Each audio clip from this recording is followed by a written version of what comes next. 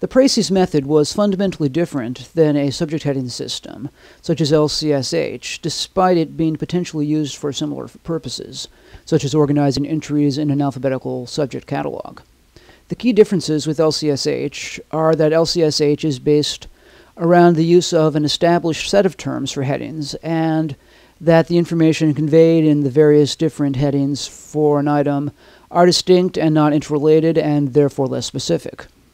As you can see in this example, the PRECIS version conveys its information in a much more coherent fashion.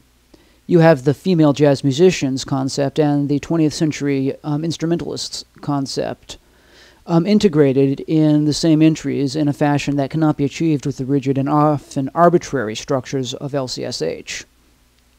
Additionally, unnecessary words such as history are left out, making the entries clearer and clearer. And the PRECIS version offers direct access from the jazz area without need for cross-referencing.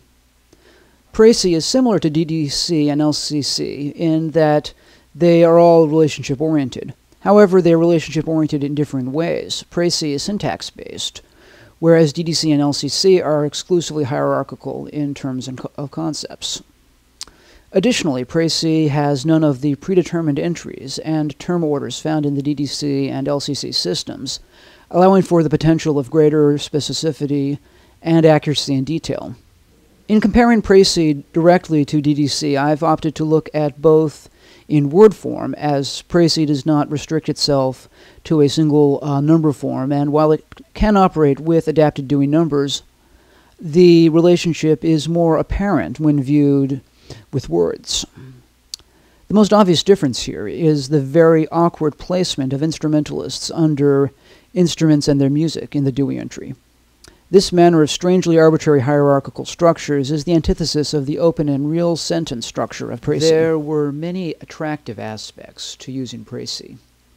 Most importantly, the system allowed for a great deal of flexibility due to its open syntactical structure and its lack of a centrally imposed controlled vocabulary. As such, it could yield better, more focused indexing results than more rigid systems could. This was particularly useful in certain situations, such as new and non-standard formats and subjects, and cross-disciplinary material. It was particularly successful in comparison to other indexing systems in handling material outside of a library context. Additionally, the ability to use a computer to automatically create headings and cross-references saved a good deal of time. Further, in the view of Ia McElwain, a professor emeritus of library and information studies at the University College of London, PRECIS is the only indexing system to effectively manage multiple languages. On the other hand, the heavy workload that PRECIS entailed was something of a turnoff. The string building and thesaurus building processes required a considerable deal of effort, care, and skill to do an adequate job and avoid numerous potential errors along the way.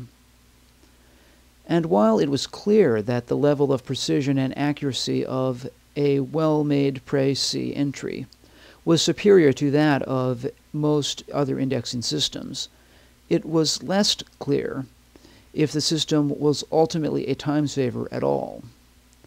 Given how much work was required before the input strings were ready to be entered into the computer, it was seen by many as being actually considerably wasteful from a time management perspective. And ultimately, this loss of efficiency outweighed the increased quality of the entries.